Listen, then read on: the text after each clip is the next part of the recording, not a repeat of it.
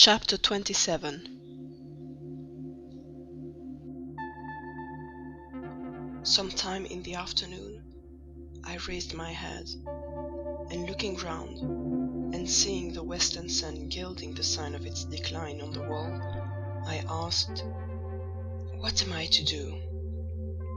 But the answer my mind gave, "Leave Thornfield at once," was so prompt, so dread, that I stopped my ears.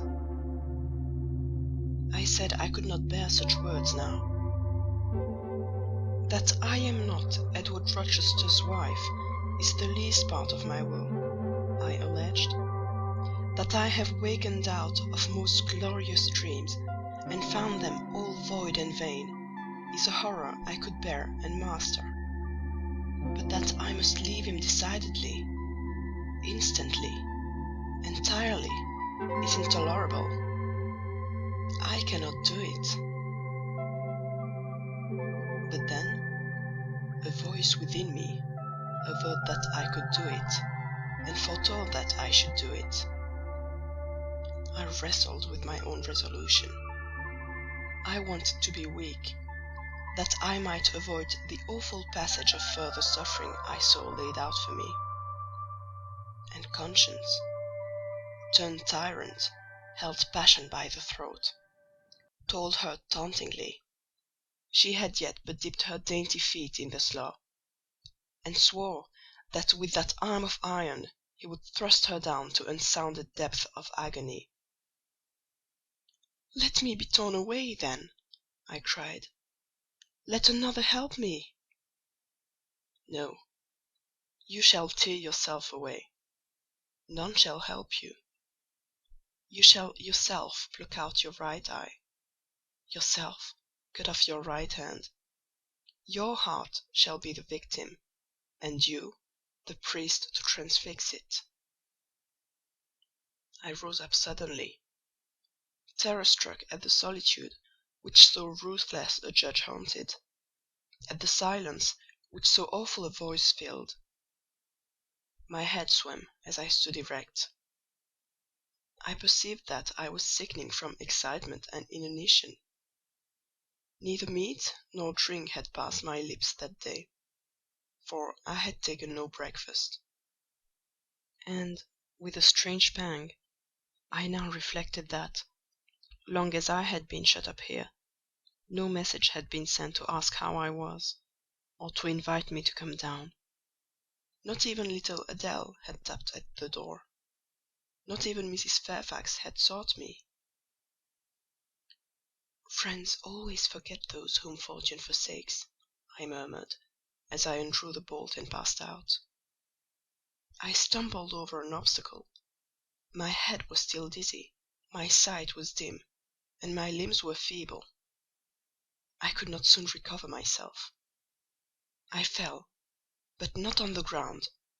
An outstretched arm caught me. I looked up. I was supported by Mr. Rochester, who sat in a chair across my chamber threshold. "You come out at last," he said. "Well, I have been waiting for you long, and listening; yet not one movement have I heard, nor one sob. 5 minutes more of that death-like hush, and I should have forced the lock like a burglar. So you shun me? You shut yourself up and grieve alone? I would rather you had come and upbraided me with vehemence. You are passionate. I expected a scene of some kind. I was prepared for the hot rain of tears, only I wanted them to be shed on my breast. Now a senseless floor has received them, or your drenched handkerchief. But I err. You have not wept at all. I see a white cheek and a faded eye, but no trace of tears. I suppose, then, your heart has been weeping blood? Well, Jane, not a word of reproach? Nothing bitter? Nothing poignant? Nothing to cut a feeling or sting passion? You sit quietly where I have placed you, and regard me with a weary passive look. Jane, I never meant to wound you thus. If the man who had but one little ewe lamb that was dear to him as a daughter, that ate of his bread and drank of his cup, and lay in his bosom, had by some mistake slaughtered it at the shambles, he would not have rued his bloody blunder more than I now rue mine. Will you ever forgive me? Reader, I forgave him at the moment and on the spot. There was such deep remorse in his eye, such true pity in his tone, such manly energy in his manner, and besides, there was such unchanged love in his whole look and mien. I forgave him all. Yet not in words, not outwardly, only at my heart's core. You know I'm a scoundrel, Jane? Ere long he inquired wistfully, wondering, I suppose, at my continued silence and tameness, the result rather of weakness than of will. Yes, sir. Then tell me so, roundly and sharply. Don't spare me. I cannot. I am tired and sick. I want some water. He heaved a sort of shuddering sigh, and taking me in his arms, carried me downstairs. At first, I did not know to what room he had borne me. All was cloudy to my glazed sight. Presently I felt the revival warmth of a fire. For summer as it was, I had become icy cold in my chamber. He put wine to my lips. I tasted it and revived. Then I ate something he offered me, and was soon myself. I was in the library, sitting in his chair. He was quite near. If I could go out of life now, without too sharp a pang, it would be well for me, I thought. Then I should not have to make the effort of cracking my heartstrings in rending them from among Mr. Rochester's. I must leave him, it appears. I do not want to leave him. I cannot leave him. How are you now, Jane? Much better, sir. I shall be well soon. Taste the wine again, Jane. I obeyed him. Then he put the glass on the table, stood before me, and looked at me attentively.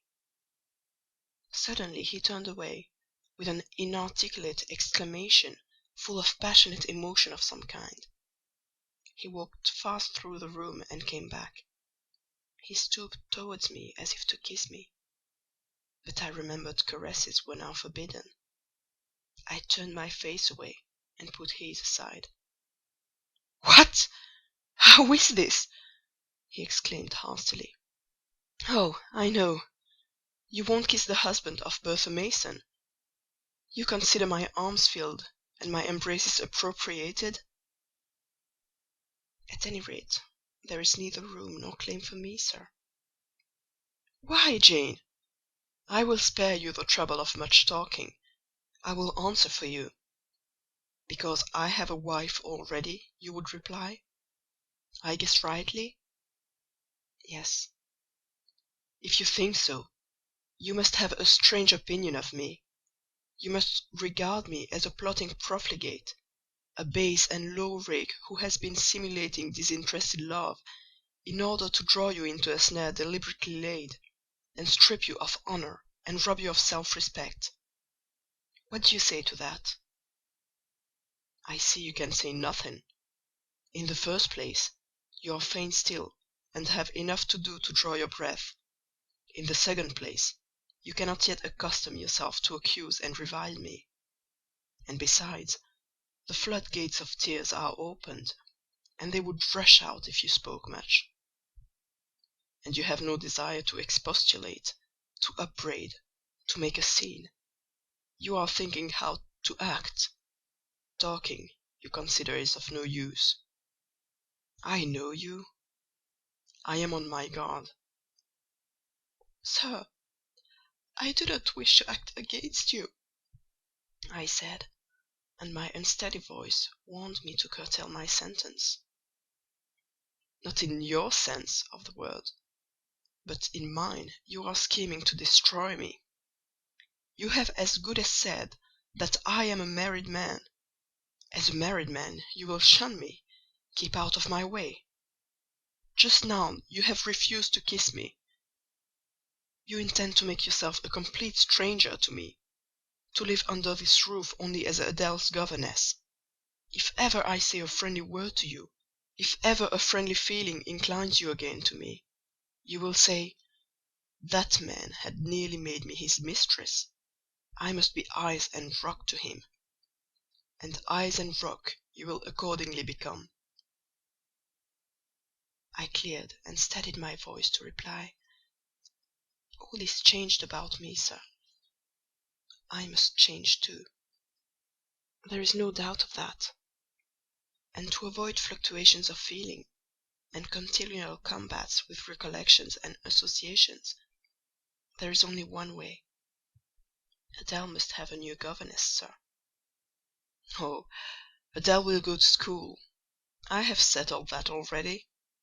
Nor do I mean to torment you with the hideous associations and recollections of Thornfield Hall, this accursed place, this tent of Aiken, this insolent vault, offering the ghastliness of living death to the light of the open sky, this narrow stone hell, with its one real fiend, worse than a legion of such as we imagine.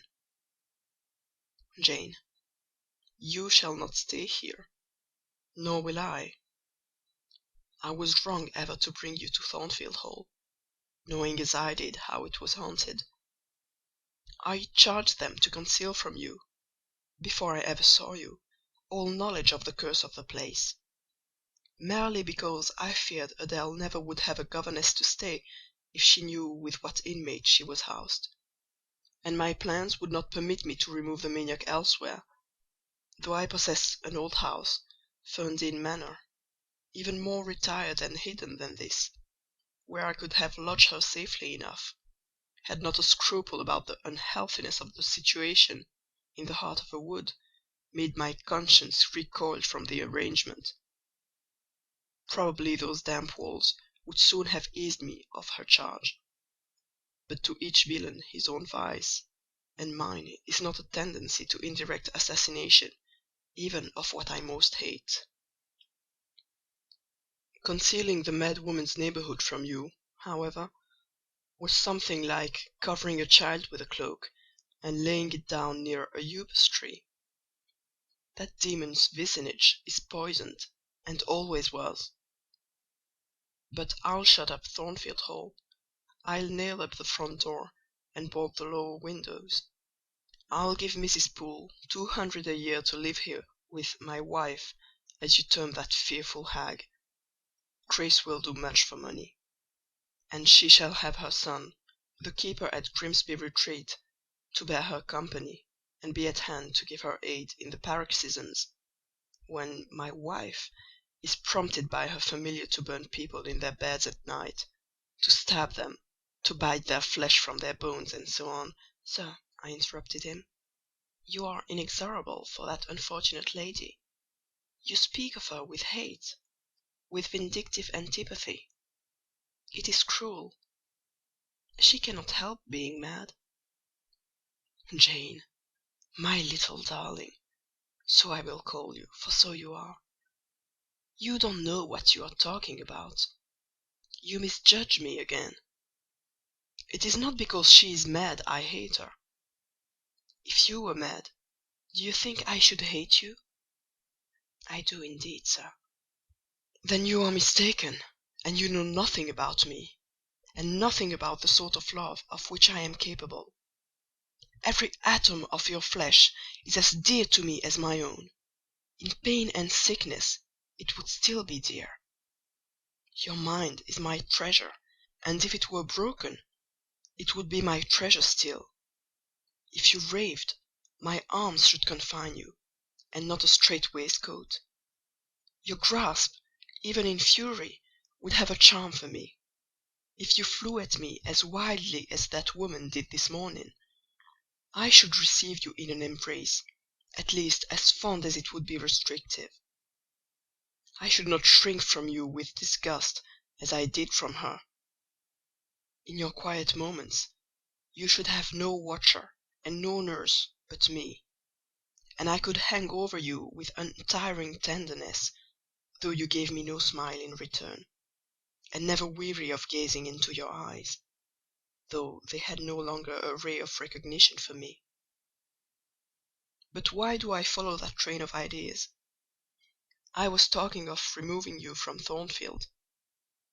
All, you know, is prepared for prompt departure. Tomorrow you shall go. I only ask you to endure one more night under this roof, Jane, and then farewell to its miseries and terrors for ever. I have a place to repair to, which will be a secure sanctuary from hateful reminiscences, from unwelcome intrusion, even from falsehood and slander. "And take Adèle with you, sir?" I interrupted. "She will be a companion for you." "What do you mean, Jane? I told you I would send Adèle to school. And what do I want with a child for a companion, and not my own child, a French dancer's bastard? Why do you importune me about her? I say, why do you assign Adèle to me for a companion?"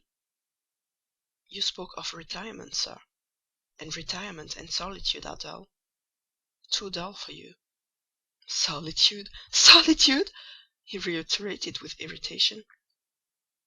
"I see I must come to an explanation. I don't know what sphinx-like expression is forming in your countenance. You are to share my solitude. Do you understand?"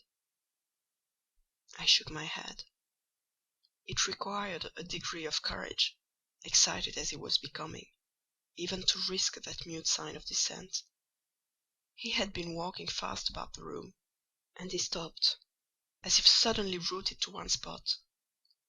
He looked at me long and hard. I turned my eyes from him, fixed them on the fire, and tried to assume and maintain a quiet, collected aspect.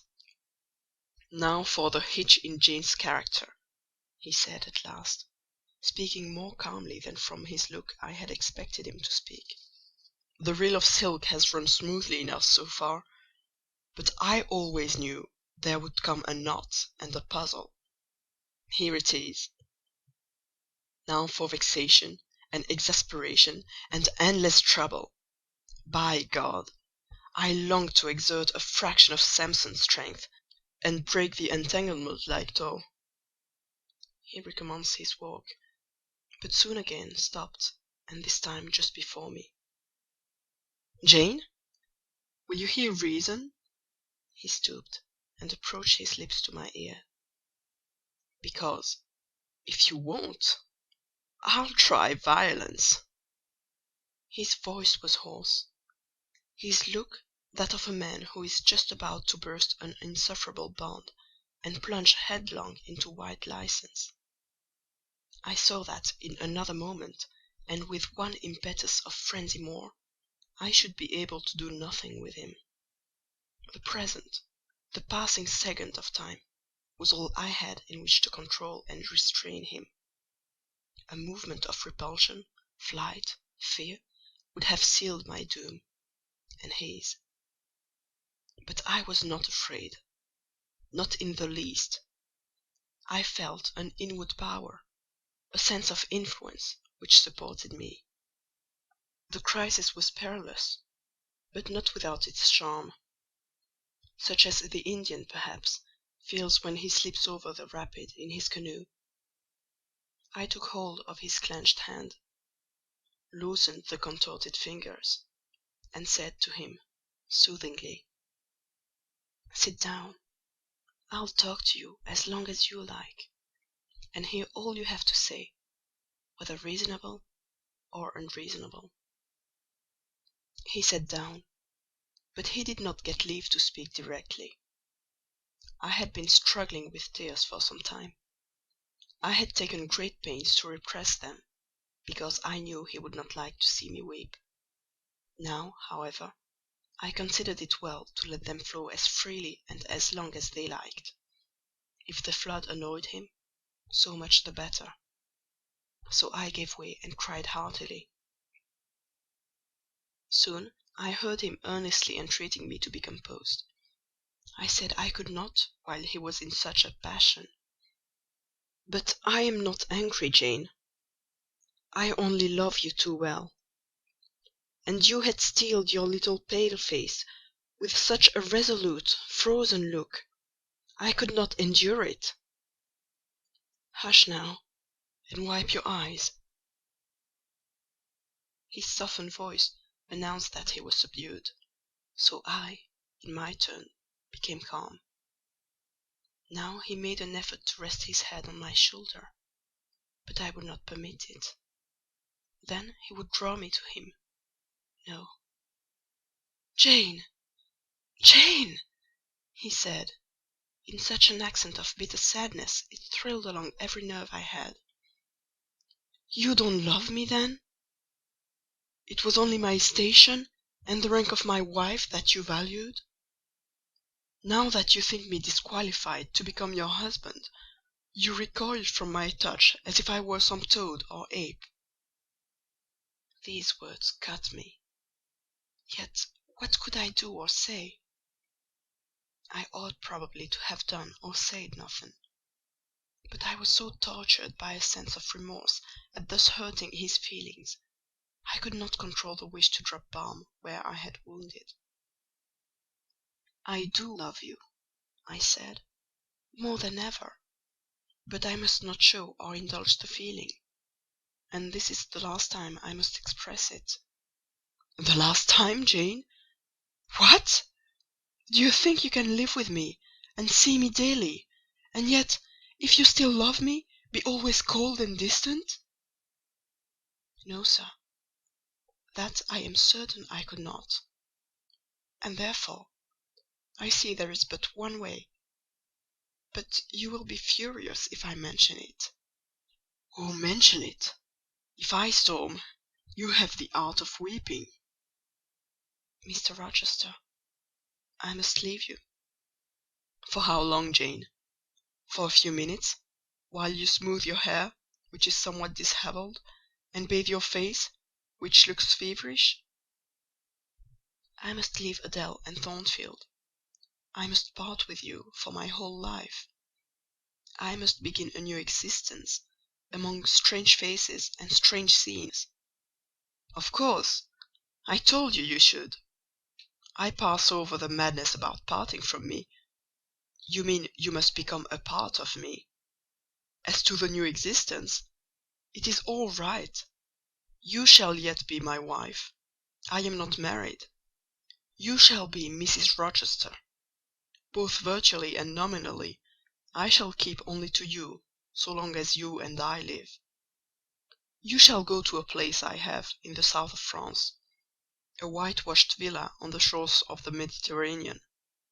There you shall live a happy and guarded and most innocent life. Never fear that I wish to lure you into error, to make you my mistress. Why did you shake your head? Jane, you must be reasonable, or in truth I shall again become frantic." His voice and hand quivered, his large nostrils dilated, his eye blazed. Still I dared to speak. "Sir, your wife is living. That is a fact acknowledged this morning by yourself. If I lived with you as you desire, I should then be your mistress. To say otherwise is sophistical, is false. Jane, I am not a gentle-tempered man: you forget that. I am not long-enduring. I am not cool and dispassionate. Out of pity to me and yourself, put your finger on my pulse, feel how it throbs, and beware!" He bared his wrist and offered it to me. The blood was forsaking his cheek and lips; they were growing livid. I was distressed on all hands. To agitate him thus deeply by a resistance he so abhorred, was cruel. To yield was out of the question. I did what human beings do instinctively when they are driven to utter extremity—looked for aid to one higher than man. The words "God help me" burst involuntarily from my lips. "I am a fool!" cried Mr. Rochester suddenly. "I keep telling her I am not married, and do not explain to her why. I forget she knows nothing of the character of that woman, or of the circumstances attending my infernal union with her. Oh, I am certain Jane will agree with me in opinion when she knows all that I know.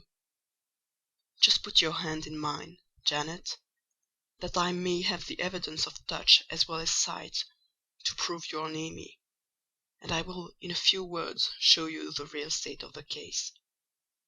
Can you listen to me?" "Yes, sir. For hours, if you will." "I only ask minutes. Jane, did you ever hear or know that I was not the eldest son of my house? That I had once a brother older than I?" "I remember Mrs. Fairfax told me so once." "And did you ever hear that my father was an avaricious, grasping man?" "I have understood something to that effect." "Well, Jane, being so, it was his resolution to keep the property together. He could not bear the idea of dividing his estate and leaving me a fair portion. All, he resolved, should go to my brother Roland. Yet as little could he endure that a son of his should be a poor man. I must be provided for by a wealthy marriage. He sought me a partner betimes. Mr. Mason, a West India planter and merchant, was his old acquaintance. He was certain his possessions were real and vast. He made inquiries. Mr. Mason, he found, had a son and daughter, and he learned from him that he could and would give the latter a fortune of £30,000. That sufficed. When I left college, I was sent out to Jamaica, to espouse a bride already courted for me. My father said nothing about her money, but he told me Miss Mason was the boast of Spanish Town for her beauty. And this was no lie. I found her a fine woman, in the style of Blanche Ingram, tall, dark, and majestic. Her family wished to secure me, because I was of a good race, and so did she. They showed her to me in parties, splendidly dressed. I seldom saw her alone, and had very little private conversation with her. She flattered me, and lavishly displayed for my pleasure her charms and accomplishments. All the men in her circle seemed to admire her and envy me. I was dazzled, stimulated, my senses were excited, and being ignorant, raw, and inexperienced, I thought I loved her. There is no folly so besotted that the idiotic rivalries of society, the prurience, the rashness, the blindness of youth will not hurry a man to its commission. Her relatives encouraged me, competitors piqued me. She allured me. A marriage was achieved almost before I knew where I was. Oh, I have no respect for myself when I think of that act. An agony of inward contempt masters me. I never loved, I never esteemed, I did not even know her. I was not sure of the existence of one virtue in her nature. I had marked neither modesty, nor benevolence, nor candour, nor refinement in her mind or manners, and I married her. Gross, grovelling, morve-eyed blockhead that I was! With less sin I might have—but let me remember to whom I am speaking. My bride's mother I had never seen. I understood she was dead. The honeymoon over, I learned my mistake. She was only mad, and shut up in a lunatic asylum. There was a younger brother too, a complete dumb idiot. the elder one, whom you have seen, and whom I cannot hate, whilst I abhor all his kindred, because he has some grains of affection in his feeble mind, shown in the continued interest he takes in his wretched sister, and also in a dog-like attachment he once bore me, will probably be in the same state one day. My father and my brother Roland knew all this, but they thought only of the £30,000, and joined in the plot against me. These were vile discoveries, but except from the treachery of concealment, I should have made them no subject of reproach to my wife, even when I found her nature wholly alien to mine, her taste obnoxious to me, her cast of mind common, low, narrow, and singularly incapable of being led to anything higher, expanded to anything larger. When I found that I could not pass a single evening, nor even a single hour of the day with her in comfort, that kindly conversation could not be sustained between us, because whatever topic I started, immediately received from her a turn at once coarse and trite, perverse and imbecile. When I perceived that I should never have a quiet or settled household, because no servant would bear the continued outbreaks of her violent and unreasonable temper, or the vexations of her absurd, contradictory, exacting orders, even then I restrained myself. I issued upbraiding, I curtailed remonstrance. I tried to devour my repentance and disgust in secret. I repressed the deep antipathy I felt. Jane, I will not trouble you with abominable details. Some strong words shall express what I have to say. I lived with that woman upstairs 4 years, and before that time she had tried me indeed. Her character ripened and developed with frightful rapidity. Her vices sprang up fast and rank. They were so strong, only cruelty could check them, and I would not use cruelty. What a pygmy intellect she had, and what giant propensities! How fearful were the curses those propensities entailed on me! Bertha Mason, the true daughter of an infamous mother, dragged me through all the hideous and degrading agonies which must attend a man bound to a wife at once intemperate and unchaste. My brother in the interval was dead, and at the end of the 4 years my father died too. I was rich enough now, yet poor to hideous indigence. A nature the most gross, impure, depraved I ever saw was associated with mine, and called by the law and by society a part of me; and I could not rid myself of it by any legal proceedings, for the doctors now discovered that my wife was mad. Her excesses had prematurely developed the germs of insanity. Jane, you don't like my narrative? You look almost sick. Shall I defer the rest to another day? No, sir. Finish it now. I pity you. I do pity you. Pity, Jane, from some people, is a noxious and insulting sort of tribute, which one is justified in hurling back in the teeth of those who offer it. But that is the sort of pity native to callous, selfish hearts. It is a hybrid egotistical pain at hearing of woes, crossed with ignorant contempt for those who have endured them. But that is not your pity, Jane. It is not the feeling of which your whole face is full at this moment, with which your eyes are now almost overflowing, with which your heart is heaving, with which your hand is trembling in mine. Your pity, my darling, is the suffering mother of love. Its anguish is the very natal pang of the divine passion. I accept it, Jane. Let the daughter have free advance. My arms wait to receive her. Now, sir, proceed. What did you do when you found she was mad? Jane, I approached the verge of despair. A remnant of self-respect was all that intervened between me and the gulf. In the eyes of the world, I was doubtless covered with grimy dishonour; but I resolved to be clean in my own sight, and to the last I repudiated the contamination of her crimes, and wrenched myself from connection with her mental defects. Still, society associated my name and person with hers.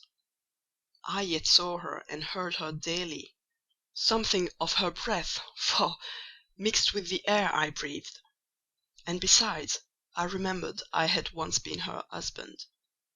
That recollection was then, and is now, inexpressibly odious to me.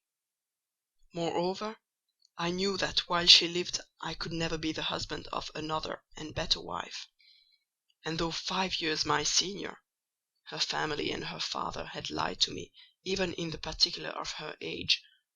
She was likely to live as long as I, being as robust in frame as she was infirm in mind. Thus, at the age of 26, I was hopeless. One night I had been awakened by her yells.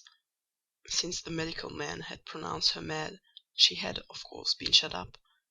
It was a fiery West Indian night, one of the description that frequently precede the hurricanes of those climates.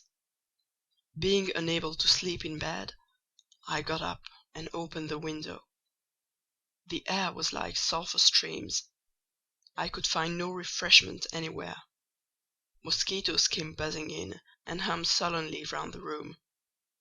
The sea, which I could hear from thence, rumbled dull like an earthquake. Black clouds were casting up over it. The moon was setting in the waves, broad and red, like a hot cannon ball. She threw her last bloody glance over a world quivering with the ferment of tempest. I was physically influenced by the atmosphere and scene, and my ears were filled with the curse of the maniac still shrieked out, wherein she momentarily mingled my name with such a tone of demon hate, with such language. No professed harlot ever had a fouler vocabulary than she. Though 2 rooms off, I heard every word. The thin partitions of the West Indian house opposing but slight obstruction to her wolfish cries. "This life," said I at last, "is hell. This is the air. Those are the sounds of the bottomless pit. I have a right to deliver myself from it if I can. The sufferings of this mortal state will leave me with the heavy flesh that now cumbers my soul. Of the fanatic's burning eternity I have no fear. There is not a future state worse than this present one. Let me break away, and go home to God." I said this whilst I knelt down and unlocked a trunk which contained a brace of loaded pistols. I meant to shoot myself.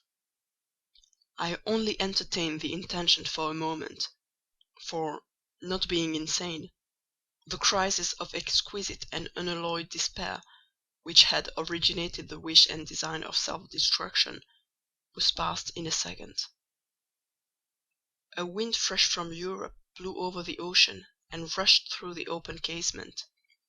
The storm broke, streamed, thundered, blazed, and the air grew pure. I then framed and fixed a resolution. While I walked under the dripping orange trees of my wet garden, and amongst its drenched pomegranates and pineapples, and while the refulgent dawn of the tropics kindled round me, I reasoned thus, Jane. And now listen, for it was true wisdom that consoled me in that hour, and showed me the right path to follow. The sweet wind from Europe was still whispering in the refreshed leaves, and the Atlantic was thundering in glorious liberty. My heart, dried up and scorched for a long time, swelled to the tone, and filled with living blood; my being longed for renewal, my soul thirst for a pure draught. I saw hope revive, and felt regeneration possible. From a flowery arch at the bottom of my garden I gazed over the sea, bluer than the sky. The old world was beyond. Clear prospects opened thus. "Go," said Hope, "and live again in Europe. There is not known what a solid name you bear, nor that a filthy burden is bound to you. You may take the maniac with you to England, confine her with due attendance and precautions at Thornfield, then travel yourself to what clime you will, and form what new tie you like. That woman who has so abused your long suffering, so sullied your name, so outraged your honour, so blighted your youth, is not your wife, nor are you her husband. See that she is cared for as her condition demands, and you have done all that God and humanity requires of you. Let her identity, her connection with yourself, be buried in oblivion. You are bound to impart them to no living being. Place her in safety and comfort, shelter her degradation with secrecy, and leave her." I acted precisely on this suggestion. My father and brother had not made my marriage known to their acquaintance, because in the very first letter I wrote to apprise them of the union, having already begun to experience extreme disgust of its consequences, and from the family character and constitution seeing a hideous future opening to me, I added an urgent charge to keep it secret, and very soon the infamous conduct of the wife my father had selected for me was such as to make him blush to own her as his daughter-in-law. Far from desiring to publish the connection, he became as anxious to conceal it as myself. To England, then, I conveyed her. A fearful voyage I had with such a monster in the vessel. Glad was I when I at last got her to Thornfield, and saw her safely lodged in that third-story room, of whose secret inner cabinet she has now for 10 years made a wild beast's den, a goblin's cell. I had some trouble in finding an attendant for her, as it was necessary to select one on whose fidelity dependence could be placed; for her ravings would inevitably betray my secret. Besides, she had lucid intervals of days, sometimes weeks, which she filled up with abuse of me. At last I hired Grace Poole from the Grimsby retreat.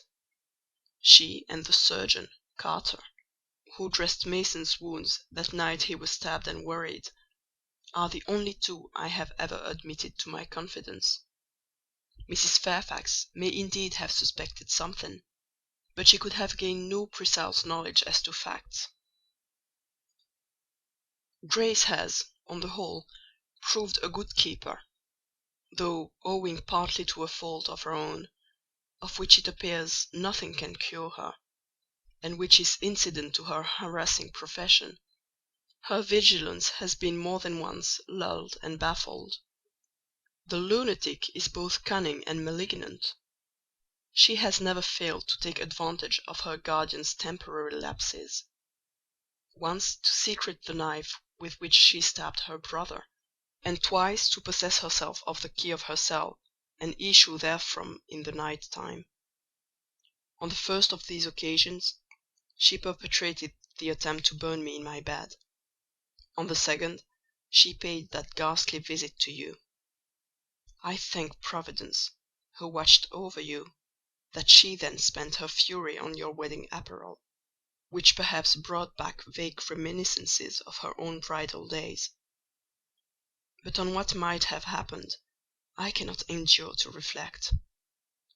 When I think of the thing which flew at my throat this morning, hanging its black and scarlet visage over the nest of my dove, my blood curdles.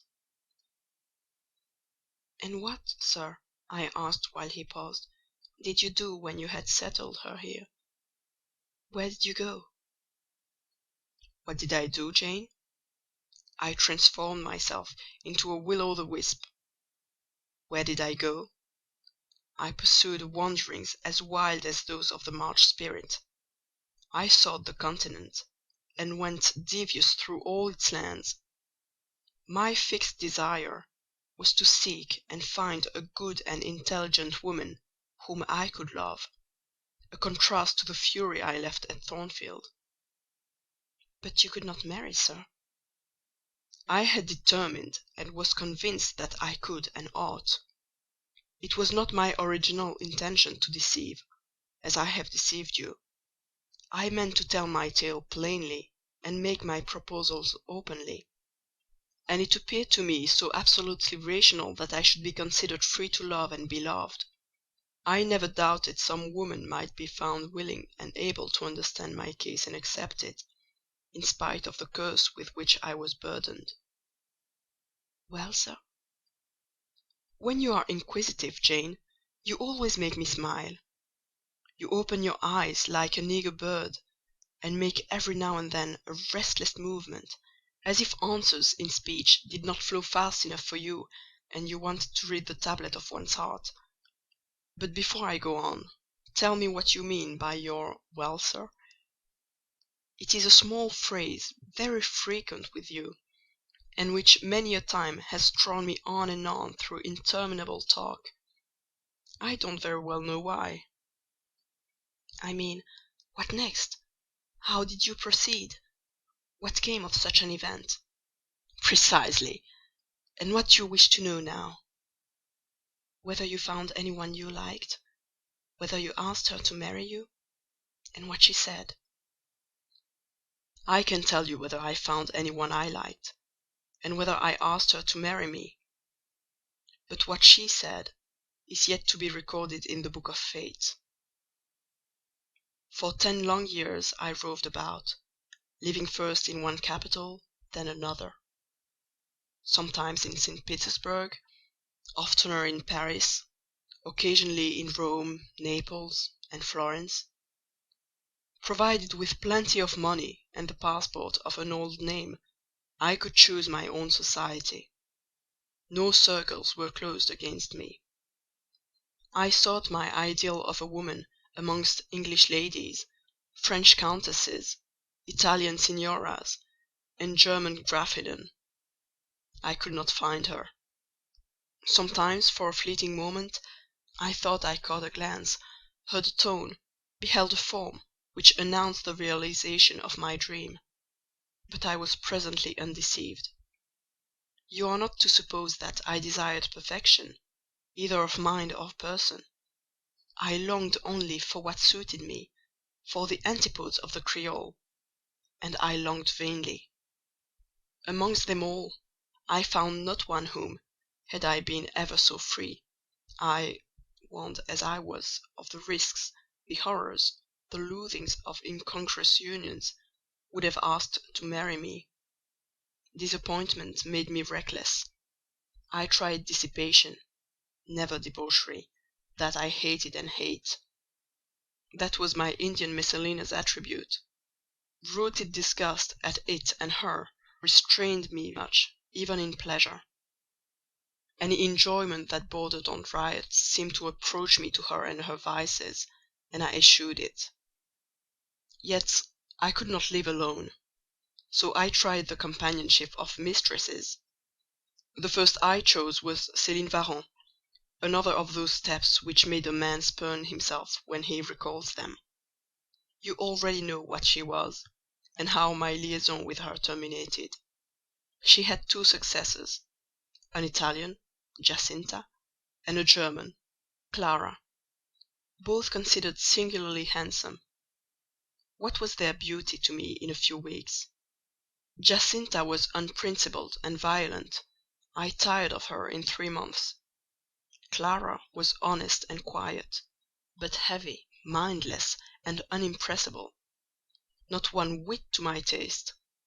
I was glad to give her a sufficient sum to set her up in a good line of business, and so get decently rid of her.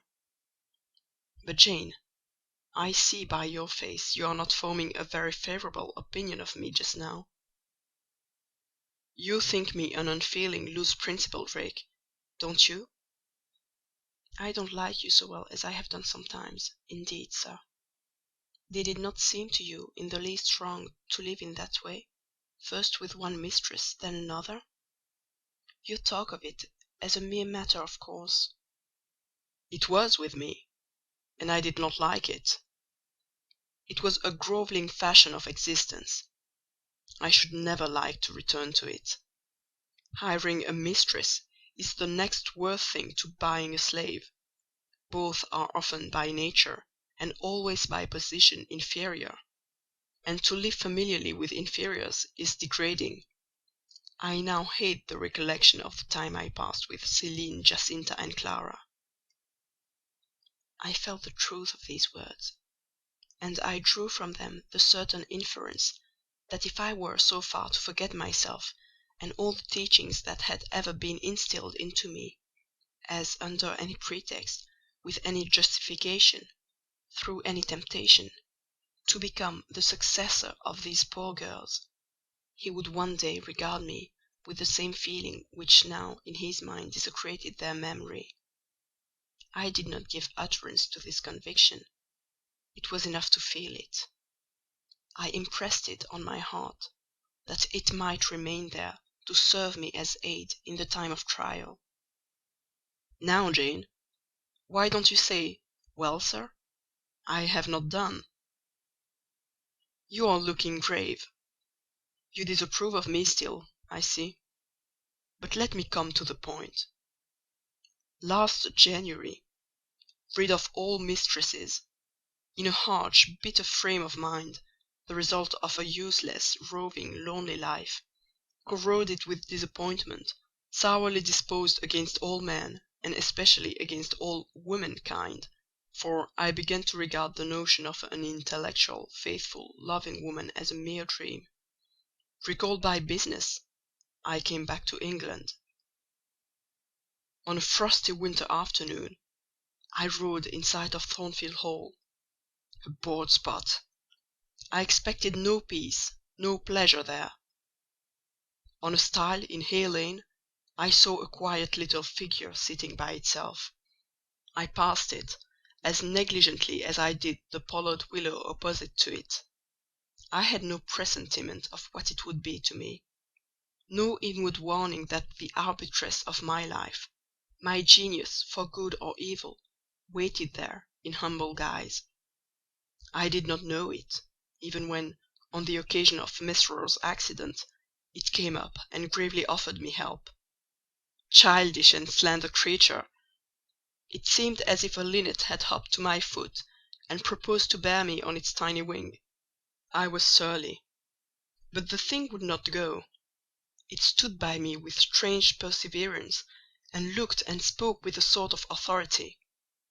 I must be aided, and by that hand, and aided I was. When once I had pressed the frail shoulder, something new, a fresh sap and sense, stole into my frame. It was well I had learned that this elf must return to me, that it belonged to my house down below, or I could not have felt it pass away from under my hand, and seen it vanish behind the dim hedge, without singular regret. I heard you come home that night, Jane, though probably you were not aware that I thought of you, or watched for you.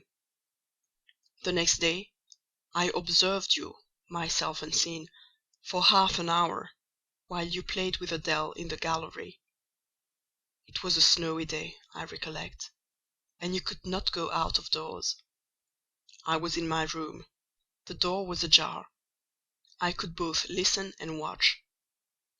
Adèle claimed your outward attention for a while, yet I fancied your thoughts were elsewhere. But you were very patient with her, my little Jane. You talked to her and amused her a long time. When at last she left you, you lapsed at once into deep reverie. You betook yourself slowly to pace the gallery. Now and then, in passing a casement, you glanced out at the thick falling snow. You listened to the sobbing wind, and again you paced gently on and dreamt. I think those day visions were not dark. There was a pleasurable illumination in your eye occasionally, a soft excitement in your aspect, which told of no bitter, bilious, hypochondriac brooding. Your look revealed rather the sweet musings of youth, when its spirit follows on willing wings the flight of hope up and on to an ideal heaven. The voice of Mrs. Fairfax, speaking to a servant in the hall, wakened you. And how curiously you smiled too, and at yourself, Janet! There was much sense in your smile. It was very shrewd, and seemed to make light of your own abstraction. It seemed to say, "My fine visions are all very well, but I must not forget they are absolutely unreal.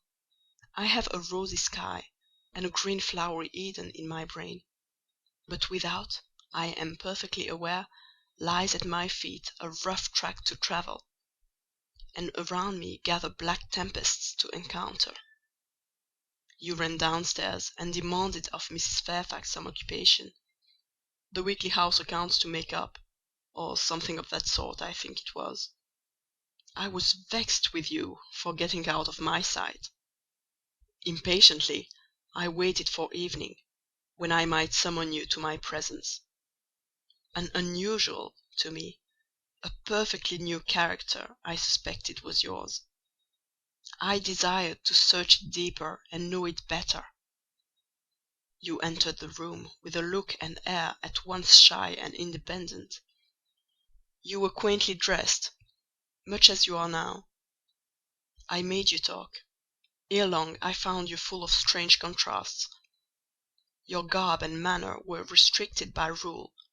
Your air was often diffident, and altogether that of one refined by nature, but absolutely unused to society, and a good deal afraid of making herself disadvantageously conspicuous by some solecism or blunder. Yet, when addressed, you lifted a keen, a daring, and a glowing eye to your interlocutor's face. There was penetration and power in each glance you gave. When plied by close questions, you found ready and round answers. Very soon you seemed to get used to me. I believe you felt the existence of sympathy between you and your grim and cross master, Jane; for it was astonishing to see how quickly a certain pleasant ease tranquillized your manner. Snarl as I would, you showed no surprise, fear, annoyance, or displeasure at my moroseness. You watched me, and now and then smiled at me with a simple yet sagacious grace I cannot describe. I was at once content and stimulated with what I saw. I liked what I had seen, and wished to see more. Yet, for a long time, I treated you distantly, and sought your company rarely. I was an intellectual epicure, and wished to prolong the gratification of making this novel and piquant acquaintance. Besides, I was for a while troubled with a haunting fear that, if I handled the flower freely, its bloom would fade. The sweet charm of freshness would leave it. I did not, then, know that it was no transitory blossom, but rather the radiant resemblance of one, cut in an indestructible gem. Moreover, I wished to see whether you would seek me if I shunned you. But you did not. You kept in the schoolroom as still as your own desk and easel. If by chance I met you, you passed me as soon, and with as little token of recognition as was consistent with respect. Your habitual expression in those days, Jane, was a thoughtful look; not despondent, for you were not sickly; but not buoyant, for you had little hope, and no actual pleasure. I wondered what you thought of me, or if you ever thought of me. To find this out, I resumed my notice of you. There was something glad in your glance and genial in your manner when you conversed. I saw you had a social heart. It was the silent schoolroom, it was the tedium of your life, that made you mournful. I permitted myself the delight of being kind to you. Kindness stirred emotion soon. Your face became soft in expression, your tones gentle. I liked my name pronounced by your lips in a grateful, happy accent. I used to enjoy a chance meeting with you, Jane, at this time. There was a curious hesitation in your manner. You glanced at me with a slight trouble, a hovering doubt. You did not know what my caprice might be, whether I was going to play the master and be stern, or the friend and be benignant. I was now too fond of you often to stimulate the first whim, and, when I stretched my hand out cordially, such bloom and light and bliss rose to your young wistful features, I had much ado often to avoid straining you then and there to my heart. "Don't talk any more of those days, sir," I interrupted, furtively dashing away some tears from my eyes. His language was torture to me, for I knew what I must do, and do soon, and all these reminiscences and these revelations of his feelings only made my work more difficult. "No, Jane," he returned. "What necessity is there to dwell on the past, when the present is so much surer, the future so much brighter?" I shuddered to hear the infatuated assertion. "You see now how the case stands, do you not?" he continued. "After a youth and manhood passed half in unutterable misery, and half in dreary solitude, I have for the first time found what I can truly love. I have found you. You are my sympathy, my better self, my good angel. I am bound to you with a strong attachment. I think you good, gifted, lovely. A fervent, a solemn passion is conceived in my heart. It leans to you, draws you to my centre and spring of life, wraps my existence about you, and kindling in pure, powerful flame, fuses you and me in one. It was because I felt and knew this that I resolved to marry you. To tell me that I had already a wife is empty mockery. You know now that I had but a hideous demon. I was wrong to attempt to deceive you, but I feared a stubbornness that exists in your character. I feared early instilled prejudice. I wanted to have you safe before hazarding conferences. This was cowardly. I should have appealed to your nobleness and magnanimity at first, as I do now, opened to you plainly my life of agony, described to you my hunger and thirst after a higher and worthier existence, shown to you, not my resolution—that word is weak—but my resistless bent to love faithfully and well, where I am faithfully and well loved in return. Then I should have asked you to accept my pledge of fidelity and to give me yours. Jane, give it me now." A pause. "Why are you silent, Jane?" I was experiencing an ordeal. A hand of fiery iron grasped my vitals. Terrible moment, full of struggle, blackness, burning. Not a human being that ever lived could wish to be loved better than I was loved, and him who thus loved me I absolutely worshipped, and I must renounce love and idol. One drear word comprised my intolerable duty: "Depart." "Jane, you understand what I want of you. Just this promise: I will be yours, Mr. Rochester." "Mr. Rochester, I will not be yours." Another long silence. "Jane!" recommenced he, with a gentleness that broke me down with grief, and turned me stone cold with ominous terror, for this still voice was the pant of a lion rising. "Jane, do you mean to go one way in the world, and to let me go another?" "I do." "Jane," bending towards me and embracing me, "do you mean it now?" "I do." "And now?" softly kissing my forehead and cheek. "I do," extricating myself from restraint rapidly and completely. "Oh, Jane, this is bitter! This is wicked!" "It would not be wicked to love me." it would to obey you." A wide look raised his brows, crossed his features. He rose, but he forbore yet. I laid my hand on the back of a chair for support. I shook, I feared, but I resolved. "One instant, Jane.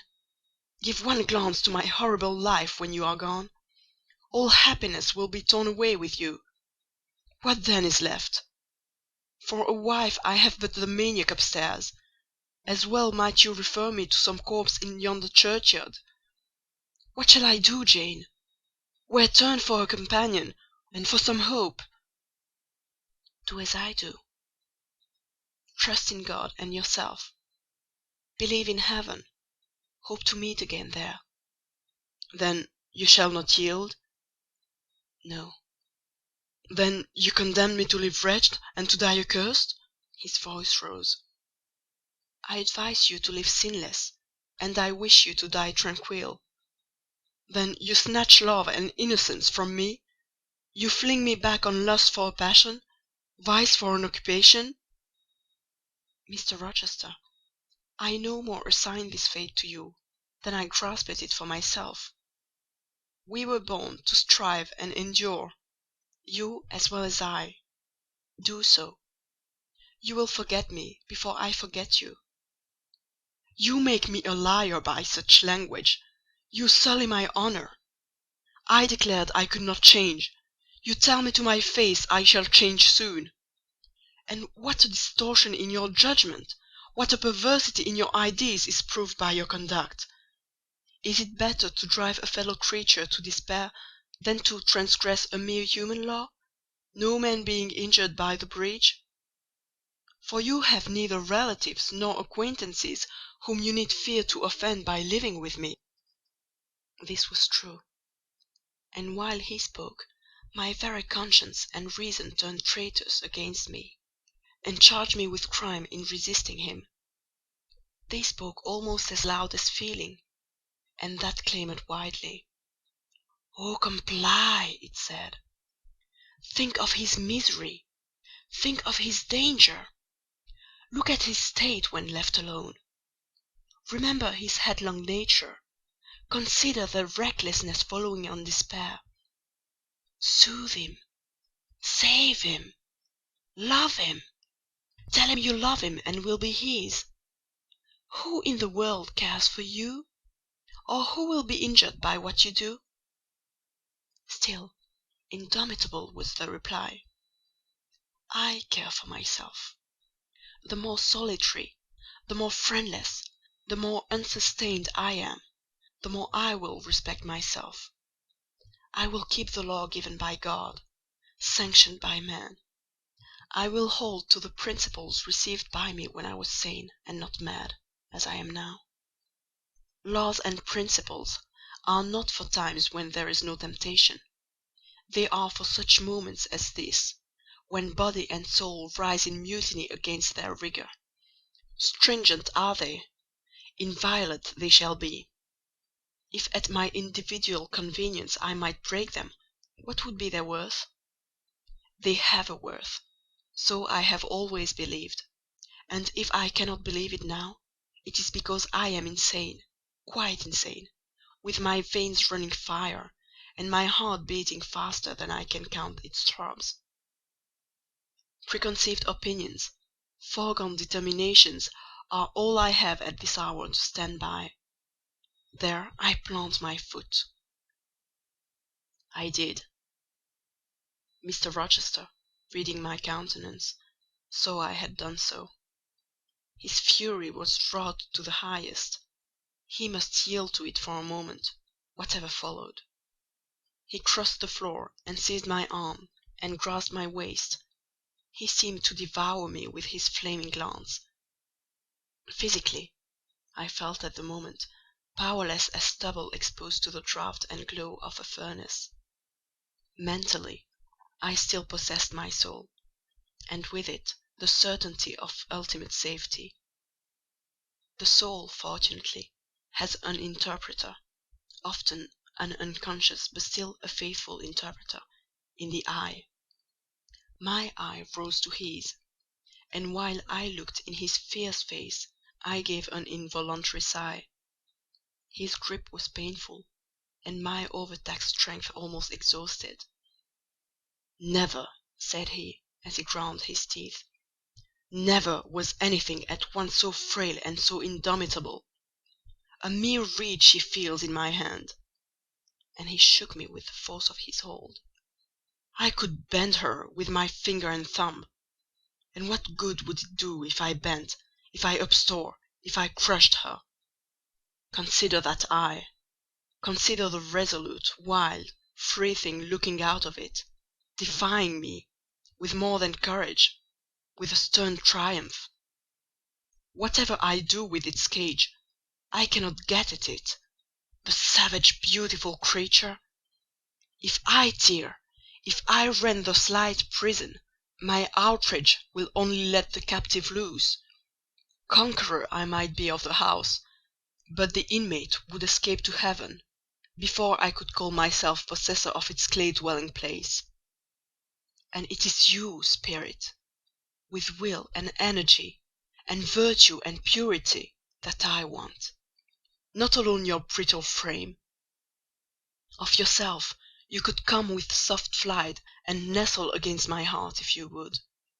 Seized against your will, you will elude the grasp like an essence; you will vanish ere I inhale your fragrance. Oh, come, Jane, come!" As he said this, he released me from his clutch, and only looked at me. The look was far worse to resist than the frantic strain. Only an idiot, however, would have succumbed now. I had dared and baffled his fury; I must elude his sorrow. I retired to the door. "You are going, Jane?" "I am going, sir." "You are leaving me?" "Yes." "You will not come? You will not be my comforter, my rescuer? My deep love, my wild woe, my frantic prayer are all nothing to you?" What unutterable pathos was in his voice! How hard it was to reiterate firmly, "I am going." "Jane! Mr. Rochester!" "Withdraw, then. I consent.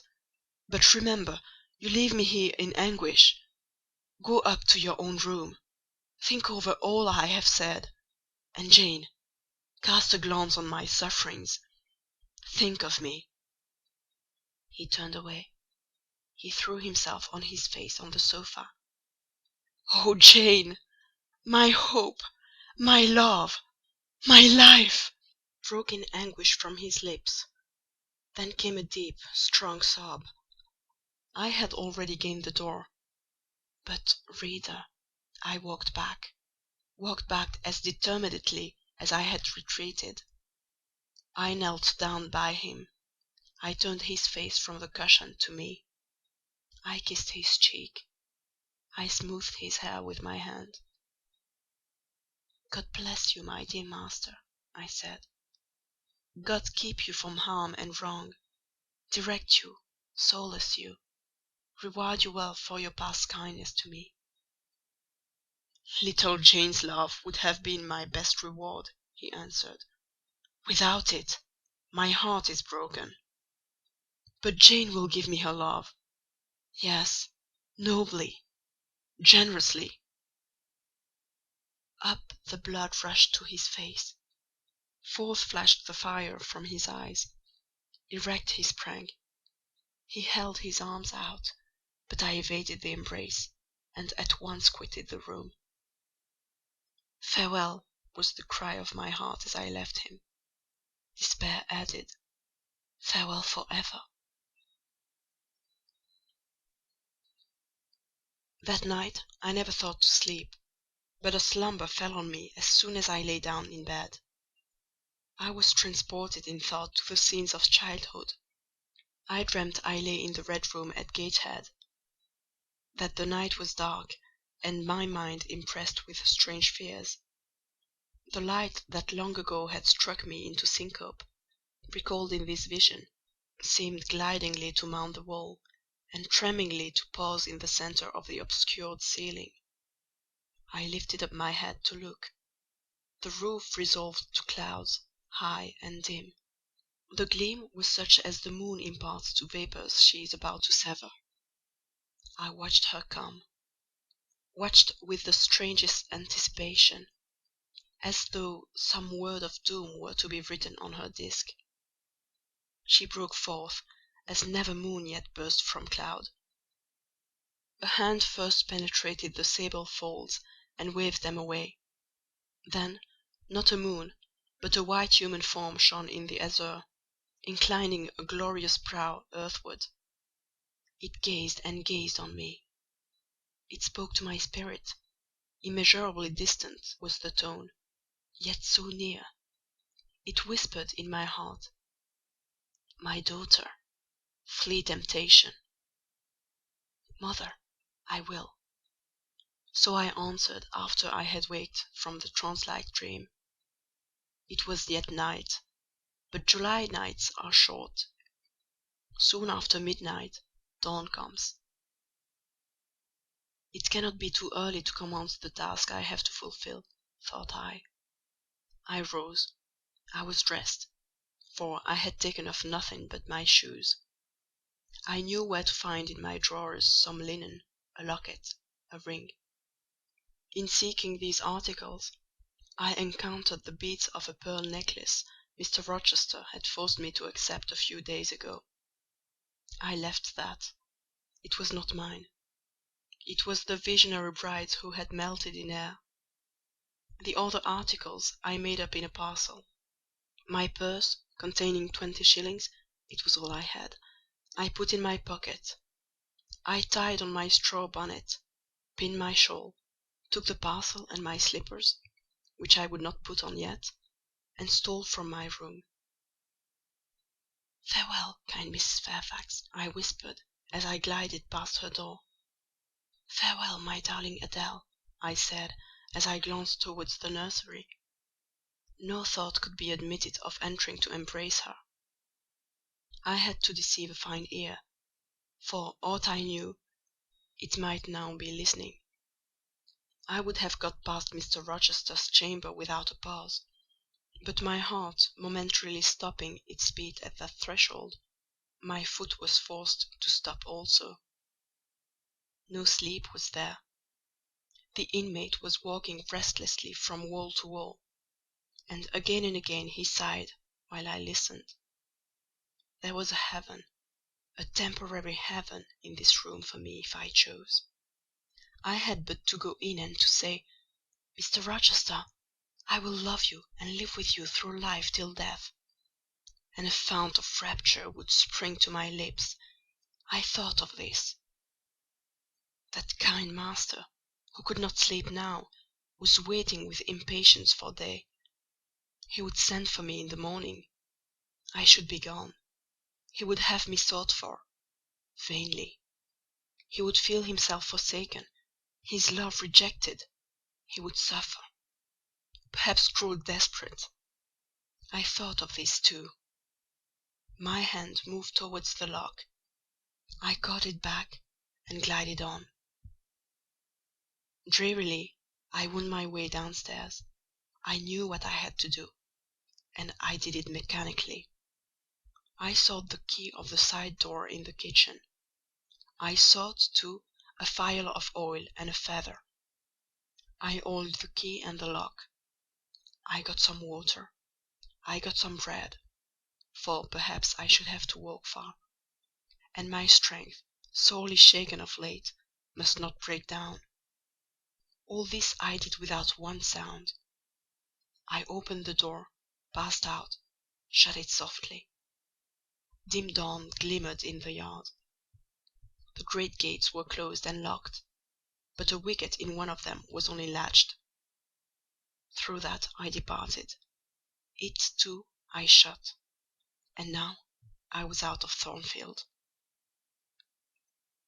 A mile off, beyond the field, lay a road which stretched in the contrary direction to Millcote. A road I had never travelled, but often noticed, and wondered where it led. Thither I bent my steps. No reflection was to be allowed now. Not one glance was to be cast back, not even one forward. Not one thought was to be given either to the past or the future. The first was a page so heavenly sweet, so deadly sad, that to read one line of it would dissolve my courage and break down my energy. The last was an awful blank, something like the world when the deluge was gone by. I skirted fields and hedges and lanes till after sunrise. I believe it was a lovely summer morning. I know my shoes, which I had put on when I left the house, were soon wet with the dew. But I looked neither to rising sun, nor smiling sky, nor wakening nature. He who is taken out to pass through a fair scene to the scaffold, thinks not of the flowers that smile on his road, but of the block and axe edge, of the disseverment of bone and vein, of the grave gaping at the end. And I thought of drear flight and homeless wandering. And oh, with agony I thought of what I left. I could not help it. I thought of him now, in his room, watching the sunrise, hoping I should soon come to say I would stay with him and be his. I longed to be his. I panted to return. It was not too late. I could yet spare him the bitter pang of bereavement. As yet my flight, I was sure, was undiscovered. I could go back and be his comforter, his pride, his redeemer from misery, perhaps from ruin. Oh, that fear of his self-abandonment, far worse than my abandonment, how it goaded me! It was a barbed arrowhead in my breast. It tore me when I tried to extract it. It sickened me when remembrance thrust it farther in. Birds began singing in brake and copse. Birds were faithful to their mates. Birds were emblems of love. What was I? In the midst of my pain of heart and frantic effort of principle, I abhorred myself. I had no solace from self-approbation, none even from self-respect. I had injured, wounded, left my master. I was hateful in my own eyes. Still I could not turn, nor retrace one step. God must have led me on. As to my own will or conscience, impassioned grief had trampled one and stifled the other. I was weeping wildly as I walked along my solitary way. Fast, fast I went like one delirious. A weakness, beginning inwardly, extending to my limbs, seized me, and I fell. I lay on the ground some minutes, pressing my face to the wet turf. I had some fear, or hope, that here I should die. But I was soon up, crawling forwards on my hands and knees, and then again raised to my feet, as eager and as determined as ever to reach the road. When I got there, I was forced to sit to rest me under the hedge. And while I sat, I heard wheels, and saw a coach come on. I stood up and lifted my hand. It stopped. I asked where it was going. The driver named a place a long way off, and where I was sure Mr. Rochester had no connections. I asked for what sum he would take me there. He said 30 shillings. I answered I had but 20. Well, he would try to make it do. He further gave me leave to get into the inside, as the vehicle was empty. I entered, was shut in, and it rolled on its way. Gentle reader, may you never feel what I then felt. May your eyes never shed such stormy, scalding, heart-wrung tears as poured from mine. May you never appeal to heaven in prayers so hopeless and so agonized as in that hour left my lips; for never may you, like me, dread to be the instrument of evil to what you wholly love.